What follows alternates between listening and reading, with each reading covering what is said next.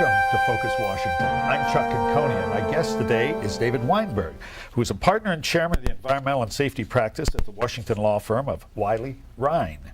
David, thanks for coming here today. My pleasure, Chuck. Good to see you. There's a lot going on now with this new administration coming in, and will the Obama administration herald a resurgence of regulation? Well, I think one could say the end of the Bush administration has heralded a resurgence of regulation, at least in the financial areas. I think we're probably going to see it in most other areas as well. What we've got is a activist government, probably more moderate than some people expected, but still activist, looking to use government authority in a whole variety of areas, starting at one end from the financial and then moving into the environmental and safety and many others. Well, one of the big areas coming, of course, is the stimulus package, much as $700 billion. And it's going to be a top priority with this administration, no question. What are the implications of the stimulus package, especially when we're talking about the environmental agenda? Well, of course, first of all, the stimulus package is probably going to set the agenda, certainly for the first several months of the administration, and probably longer than that. And there are a lot of issues associated with environmental protection and energy efficiency that will get wrapped up in the stimulus package. I expect that we'll see some legislation introduced very soon after the Congress comes back to town, probably right after 1st of January, with the idea of getting it onto the President's desk by January 20th. And probably in that legislation there will be a number of proposals that deal with things like the national energy grid, with things like increasing reliance on solar energy, perhaps with a citizens' environmental corps to help people improve on environmental performance and green activities. All of those things, though, will be put together in a very short period of time, and that means there will then be implementation issues. So private sector folks, the kind of people that I work with day to day, companies, trade associations, and the like, are going to not only have to worry about what is in that piece of legislation, but going to have to pay very close attention to how it's implemented going forward.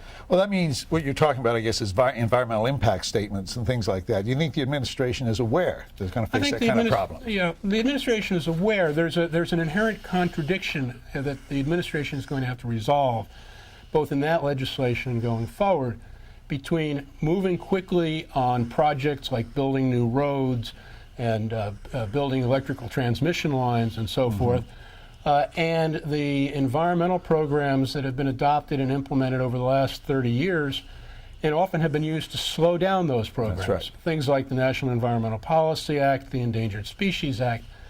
One of the issues that has to be dealt with in the context of this economic stimulus package and then going forward is how do we make those programs work and still provide an environmental protection role, yet still be able to move as quickly as we have to on some of these other issues. Yeah, but the companies and trade associations, there's going to have to be in the White House some kind of a czar or some new office that'll be able to handle this? Because, you want to move rapidly if you want the stimulus package to work. There's talk of that. There's talk of either expanding the role of the Council of Environmental Quality chair or perhaps creating a new role for another person. I think the president-elect and his people are thinking hard about that, and they'll have to sort it out. They're not writing on a blank slate. Some of the viewers are going to be old enough to remember that Jimmy Carter at one point proposed something called the Energy Mobilization Board that was intended to accelerate permitting to help us out of what was then perceived the energy crisis in the mid-70s. I was fortunate enough to be in the White House at that point.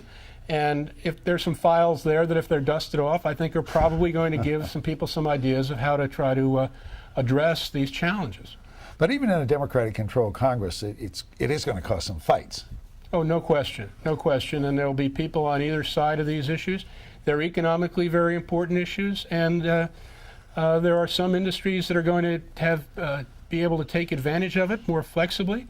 There are other industries that probably won't get their acts together quite as quickly and won't see the opportunities that are there, or will, even if they recognize them, not manage to be as effective as some of the others. Well, of course, one of the big battles will be climate control, global warming. Is the administration prepared to deal with the global warming issue, do you think? No question. And I think the administration moves on in two ways on that. They've been pretty clear about it.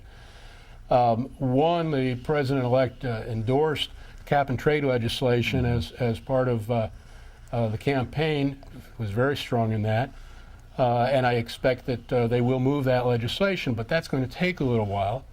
In the meantime, I expect that we will see some rulemaking activity out of EPA to try to make use of some of the Clean Air Act authorities as a way of both moving forward on addressing global warming issues and, quite frankly, putting pressure on industries that might be affected by that regulation to support what would be a much more rational system than using the current Clean Air Act, that is, having some new legislation. David, we're starting to run out of time, but one question is, with Henry Waxman's victory over John Dingell in the House, will that make a big difference? Well, I'm not a legislative guy. I do more regulatory work. Obviously, I worry about what happens on the Hill. My sense is that the vote in the Democratic caucus that resulted in Chairman Waxman ending up in that position is a pretty good indication that a majority of the Democrats in the Congress want to see more activist movement on the climate change issue. That makes sense. I hope you'll come back again, David. This has been a good interview. Thank you. I'm Chuck Conconi, and this has been Focus Washington.